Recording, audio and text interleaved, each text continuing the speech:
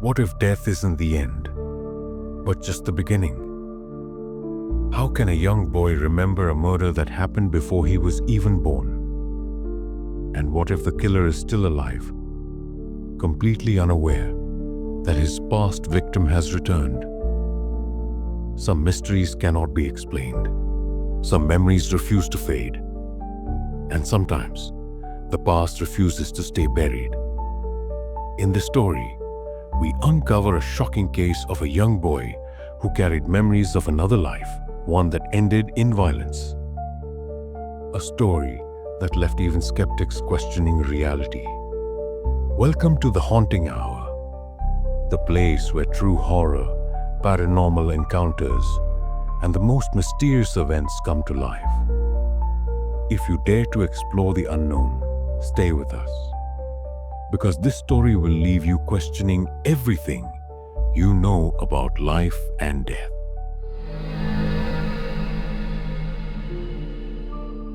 It began when Mountain Mint was just 4 years old in 1987 in a quiet farming village in Burma.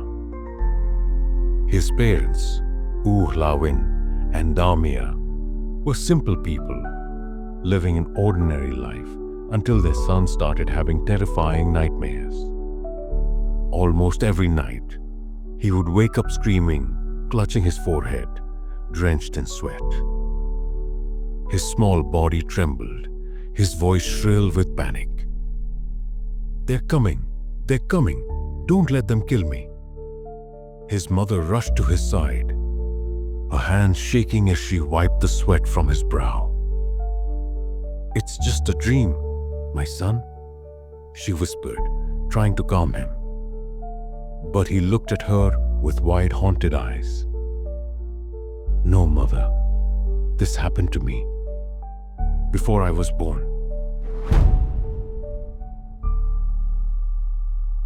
By the time he turned 5, the nightmares weren't just dreams anymore.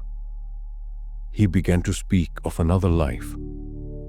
One evening, as his mother sat with him, trying to distract him with a bedtime story, Mountain Mint suddenly turned to her and said something that made her entire body freeze. "You are not my real parents." Her breath caught in her throat. "What are you saying?" The boy's eyes were distant, as if he was seeing something far beyond the walls of their home. "I had another mother and father in Megdala.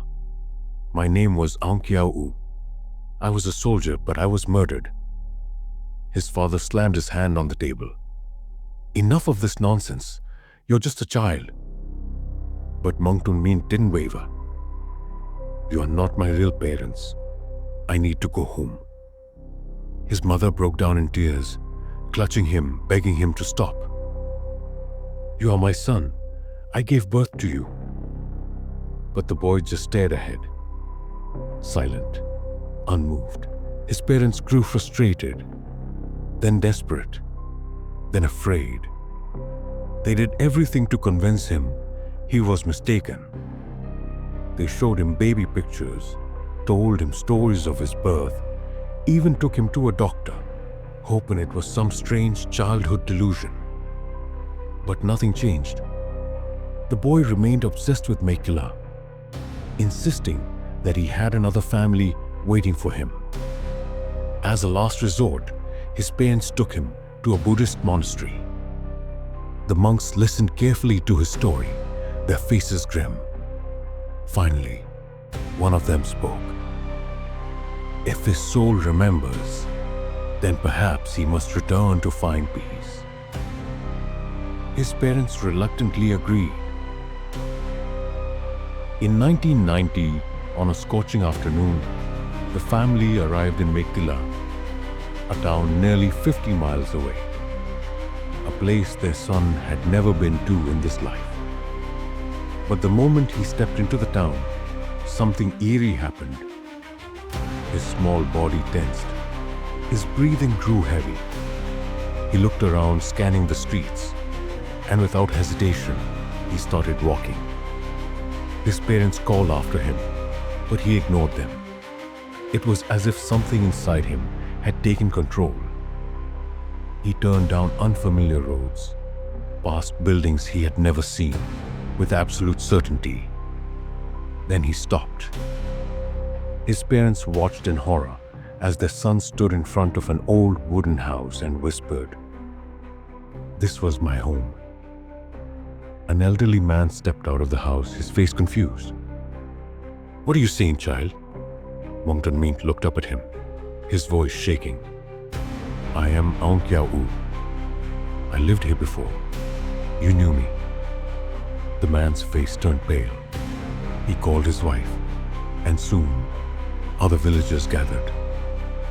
The boy spoke in stunning detail about the house, where the furniture had once been, how the floors had been repainted, where he used to hide his belongings. Then an old woman, his past mother, stepped forward, her lips trembling. This can't be," she whispered. Moncton Meent's face softened. He reached for her hands. "Mother, you burned your hand once, remember? When you were cooking my favorite soup. I told you to be careful, but you laughed and said, 'A soldier's mother must be strong.'" The old woman collapsed to her knees. Tears streamed down her face. "It's you, my son. You've come back." The entire village stood frozen.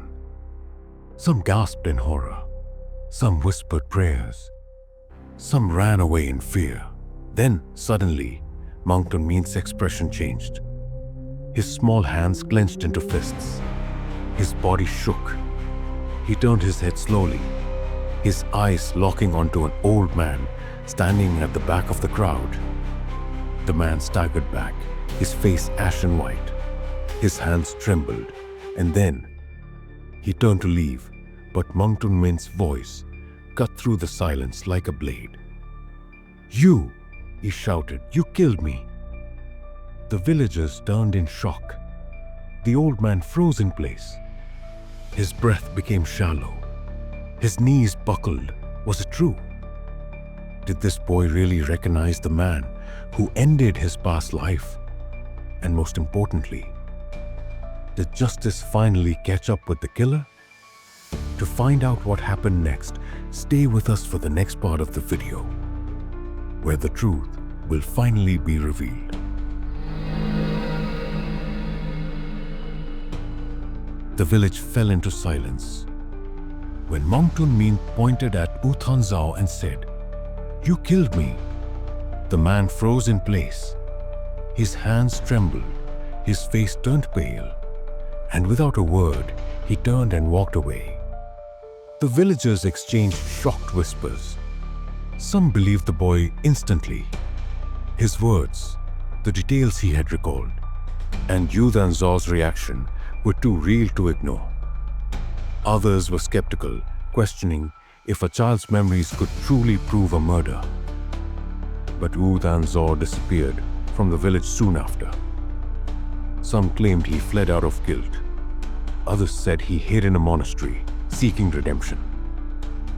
Some even whispered that he had fallen into madness, haunted by the past he thought he had buried. But one thing was clear: he never denied it.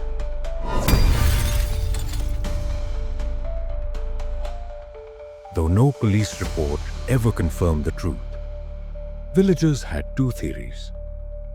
First theory is Aung Kyaw U was a Burmese soldier, and his murder might have been linked to a conflict within the army. U Than Zao may have been a rival or an informant, eliminating him to silence a secret. And the second theory is that the two had a private feud, a fight over money, a woman, or revenge. In a time where justice was weak in rural Burma, such crimes often went unpunished. Regardless of the motive, U Than Zao's reaction spoke louder than words.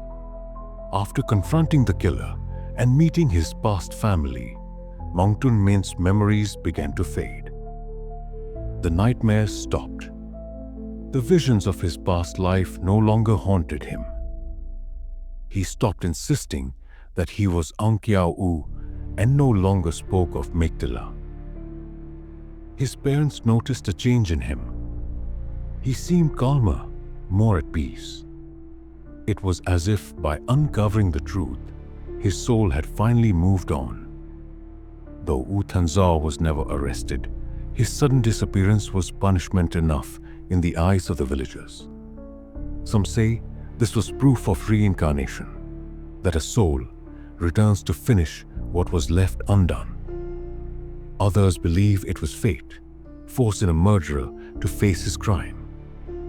But one thing is certain: the village would never forget the boy who returned from death and forced his killer to face the past.